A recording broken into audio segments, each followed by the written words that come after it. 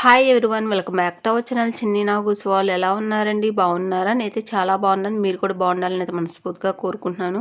నా వీడియోస్ ఎవరైనా first time చూసిన ఒక లైక్ ఇవ్వండి. మీరు ఇచ్చే లైక్స్ వల్ల మన వీడియోస్ అనేది ఎక్కువ మందికి అయితే రీచ్ అవుతాయి. ఎవరైనా ఫస్ట్ టైం చూసిన సబ్స్క్రైబ్ చేసుకోండి. టుడే వ్లాగ్ వచ్చేసి మండే ఆఫ్టర్నూన్ తీస్తున్న వ్లాగ్ అండి. ఆఫ్టర్నూన్ లంచ్లోకి అయితే నేను దోసకాయ టమాటా పప్పు అయితే చేశాను. అందరికీ గుడ్ ఆఫ్టర్నూన్ అండి. మీరు అందరూ లంచ్ చేశారా? మేమైతే ఇంకా లంచ్ అయితే చేయలేదు. ఈరోజైతే రెసిపీ వచ్చేసి దోసకాయ పప్పు అండి. లాస్ట్ వీక్ అంతా ఫెస్టివల్ టైం కదా, ఇంకా నాన్ వెజే వండాము. ఇంకా మన వీడియోస్ అన్ని నాన్ వెజ్ వీడియోస్ ఎక్కువగా ఉంటాయి. ఇంకా ఈ వీక్ అంతా డైలీ రొటీనే ఉంటుందండి. ఇంకా నా డైలీ రొటీన్లో నా వెజ్ కర్రీసే ఉంటాయి. ఎందుకంటే పిల్లలు స్కూల్కి వెళ్తున్నారు కదా, ఇంకా పిల్లలు స్కూల్కి వెళ్తే ఆల్మోస్ట్ ఇంకా వెజ్ కర్రీసే ఉంటాయండి. ఫెస్టివల్కి ముందు మా అక్క వాళ్ళైతే మా ఇంటికైతే ఏలూరైతే వచ్చారండి. అక్క వాళ్ళు వచ్చిన తర్వాత పిండి వంటలు చేసాము. పిండి వంటలు చేసిన తర్వాత మేము ఫెస్టివల్ రోజైతే అక్క వాళ్ళ ఇంటికైతే వెళ్ళాము. అక్క వాళ్ళ ఇంటికి వెళ్ళి ఇంకా ఫెస్టివల్కి అయితే ఉన్నాము. ఉండి ఇంకా వచ్చేటప్పుడు అయితే నూజివీడులో పిల్లలు ఉన్నారు కదా, అత్తయ్య వాళ్ళ ఇంటి దగ్గర. అత్తయ్య వాళ్ళ ఇంటి దగ్గర పిల్లల్ని తీసుకొని అయితే నిన్నైతే ఇంకా ఊరైతే వచ్చేసాము. ఇంకా వచ్చేసిన కాడ నుంచి ఈ రోజైతే పిల్లలకి స్కూల్ ఉందండి. ఇంకా పిల్లల్ని అయితే స్కూల్కి అయితే పంపించాను. ఈ రోజైతే దోసకాయ పప్పు అయితే చేశానండి. నేనైతే పావు కేజీ పప్పు అయితే తీసుకున్నాను. పావు కేజీ పప్పు అయితే కుక్కర్లో వేసి అయితే మంచిగా రోస్ట్ అయితే చేసుకోవాలి. మంచిగా వేపుకోవాలండి. మంచి అరోమా వస్తుంది కదా, అరోమా వచ్చే వరకు అయితే వేపుకోవాలి. అప్పుడు మనకి దోసకాయ పప్పు టేస్ట్ అనేది బాగుంటుంది.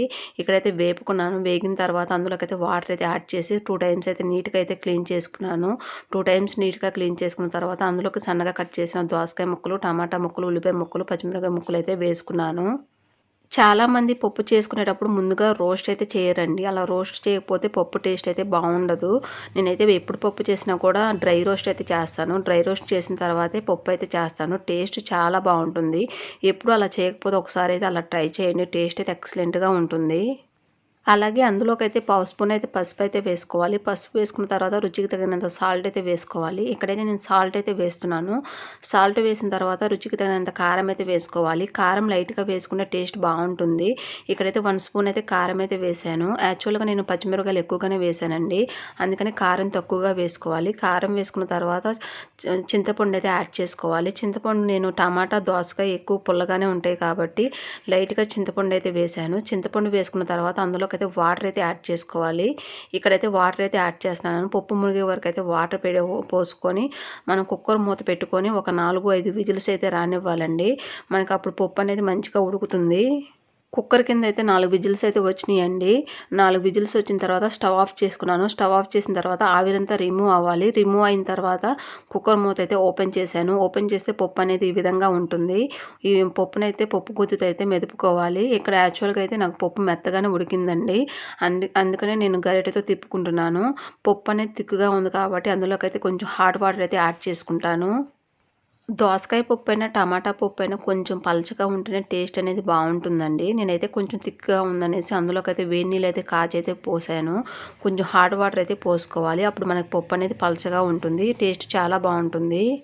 ఏంటక్క మీ ఇంట్లో ఉండేది నలుగురే కదా, ఇంత పప్పు చేసావా అని అనుకుంటున్నారేమో. అమ్మ, నాన్న, మా మేనల్లుడు కూడా మా ఇంటికైతే వచ్చారండి మాతో పాటు. ఇంకా అందుకని అందరం ఉన్నామనేసి కొంచెం పప్పు అనేది ఉదయం, సాయంత్రం రావడానికైతే కొంచెం ఎక్కువగానే చేశాను.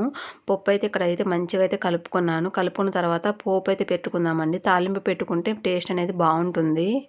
పప్పు తాలింపు కోసమైతే స్టవ్ మీద అయితే చిన్న కళాయి అయితే పెట్టుకున్నాను. అందులోకైతే 50 గ్రామ్స్ అయితే ఆయిల్ అయితే వేసుకున్నాను. అలాగే అందులోకైతే 2 స్పూన్స్ అయితే నెయ్యి అయితే వేసుకున్నాను. నెయ్యి పప్పు తాలింపులో వేసుకుంటే టేస్ట్ అనేది చాలా బాగుంటుంది. నెయ్యి వేసుకున్న తర్వాత బాగా హీట్ అవ్వాలండి. హీట్ అయిన తర్వాత అందులోకైతే తాలింపు దినుసులు అయితే యాడ్ చేసుకుందాము. నెయ్యి అనేది బాగా హీట్ అయిందండి. అందులోకైతే తాలింపు దినుసులు అయితే వేసుకోవాలి. దినుసులు వేసుకొని మంచిగా వేపుకోవాలండి.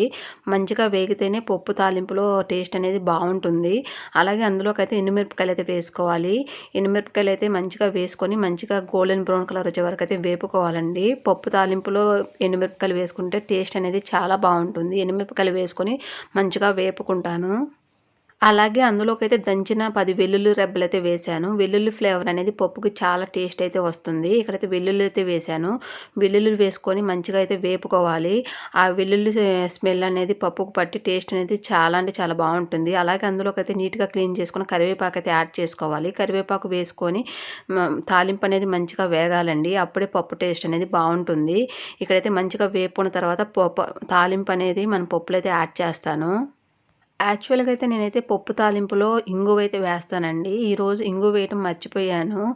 లాస్ట్‌లో గుర్తుకొచ్చింది. ఇంగువైతే వేయలేదండి. ఇంగువ వేస్తే ఇంకా టేస్ట్ చాలా బావుంటుంది. ఇక్కడైతే తాలింపయితే వేగిందండి. మనమైతే పప్పులో అయితే యాడ్ చేసుకోవాలి. పప్పులో వేసుకొని తిప్పుకొని ఒక 2 నిమిషాలైతే స్టవ్ మీదయితే పప్పయితే ఉడకనివ్వాలి.